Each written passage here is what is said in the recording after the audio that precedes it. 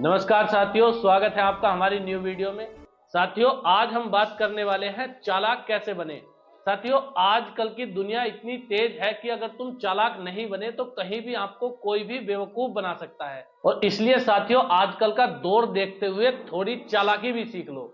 और चालाकी का मतलब ये नहीं कि सामने वाले का फायदा उठाने वाला बनना है या सामने वाले को बेवकूफ बनाना है। चालाकी का मतलब है साथियों कि आप हर परिस्थिति का अच्छी तरह से आकलन कर सको, ये चालाकी है। आपको कोई बेवकूफ ना बना सके, ये चालाकी है। और साथियों, असल मायनों में सही सोच, सही लोग और सही अवसर को पहचानना ही चालाकी है। तो आज हम बात करने वाले हैं चालाकी के 4 नियमों की।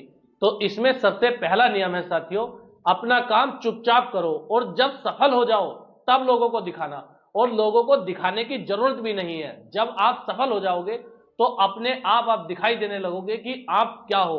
और अगर आपने पहले ही बता दिया कि मैं ये करने वाला हूं या मैं ये सोच रख के इस काम को स्टार्ट करना चाहता हूं, तो साथियों या तो आपको लोग डिमोरलाइज कर देंगे या आपके काम में बाधा डालना शुरू कर देंगे। इसलिए जो भी करो किसी को बताना मत।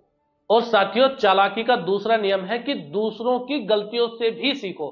अक्सर लोग अपनी खुद की गलती करके तो सीखते ही हैं, लेकिन जो बुद्धिमान, जो चालाक लोग होते हैं, वे दूसरों की गलतियों से भी सीखते हैं। जिस क्षेत्र में आप कुछ करना चाहते हो, तो ये देखो आपसे पहले उस क्षेत्र में कौन कौन कार्य कर रहा है और उन्होंने क्या गलती करके क्या नुकसान उठाया है, वो गलती आप बिल्कुल मत करना। इसी बारे में चाणक्य जी ने भी कहा है साथियों कि व्यक्ति अगर खुद पर ही सारे एक्सपेरिमेंट करके सीखेगा, अपनी ही गलतियों से सीखेगा, तो उसकी जिंदगी बहुत छोटी पड़ जाएगी।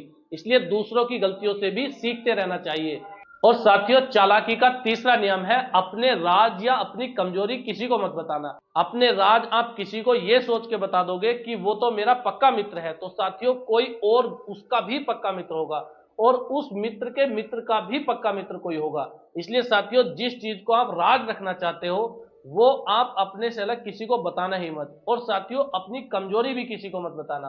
आप अपनी कमजोरी भावनाओं में बहकर बता सकते हैं, लेकिन साथियों एक कहावत है कि संसार को अपनी कमजोरी या अपने घाव नहीं दिखाने चाहिए, क्योंकि मरहम हर किसी घर में नहीं मिलता, लेकिन साथियों नमक हर किसी घर में मिलता है। इसीलिए मैं फिर कह रहा हूं, अपनी कमजोरी और अपने राज किसी को मत बताना।